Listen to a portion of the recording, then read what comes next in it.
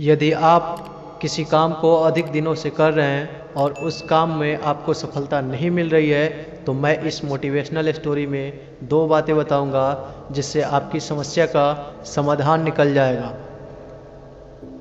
आप बिना स्किप किए इस वीडियो को अंत तक जरूर देखें।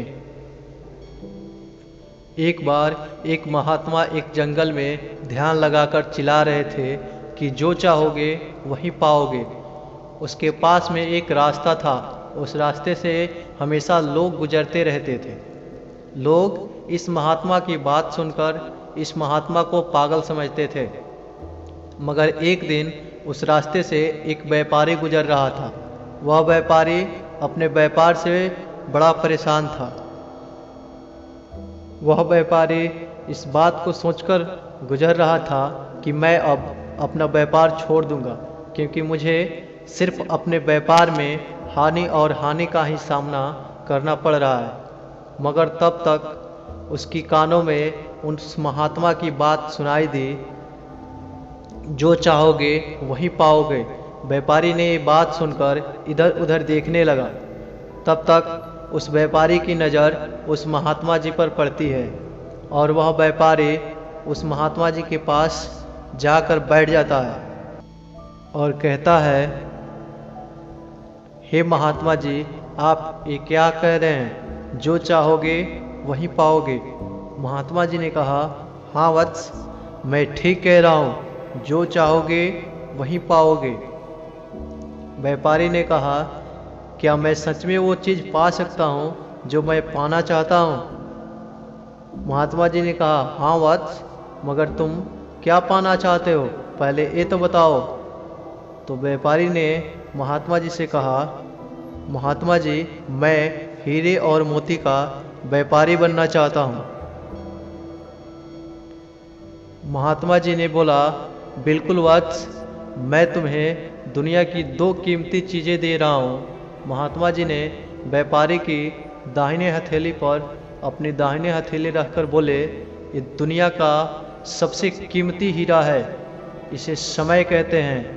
इसे जोर से अपने मुट्ठी में बंद कर लो। इसके द्वारा तुम ढेरों हीरे बना सकते हो।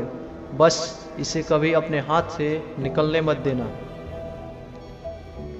फिर व्यापारी की बाएं हथेली पर अपनी दाहिने हथेली रखकर महात्मा जी ने कहा, ये दुनिया की सबसे कीमती मोती है। इसे सब्र कहते हैं। इस हथेली को भी बंद कर लो। महात्मा जी फिर बोले, जब किसी काम में कितना भी समय लगाने पर तुम्हें सफलता न मिले, तो सब्र नामक इस मोती को धारण कर लेना और अपना काम करते रहना। क्योंकि ये सब्र नामक मोती यदि तुम्हारे पास है तो तुम दुनिया में कुछ भी पा सकते हो जो पाना चाहते हो। व्यापारी ने महात्मा जी को प्रणाम करके मुस्कुराते हुए वहाँ से चल दिया, क्योंकि उसे सफलता के 2 गुरु मंत्र मिल गए थे। उस व्यापारी ने उस दिन से ठान लिया कि वह कभी अपना समय व्यर्थ नहीं करेगा और हमेशा काम करते समय सब्र रखेगा। कुछ दिन बाद वह एक हीरे और मोती के व्यापारी के साथ अपना व्यापार करने लगा और बहुत बड़े हीरे और मोती का व्यापारी बन गया। इस कहानी से हमें ये सीख मिलती है कि यदि हम भी समय को व्यर्थ ना करें और सब्र रखकर काम करें, तो एक न एक दिन हमें भी सफलता जरूर मिलेगी। हे गाइज, इस वीडियो को लाइक और शेयर कीजिए।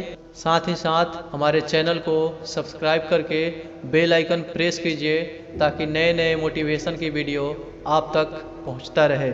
मैं मिलता हूं आपसे अगले वीडियो में। तब तक के लिए धन्यवाद।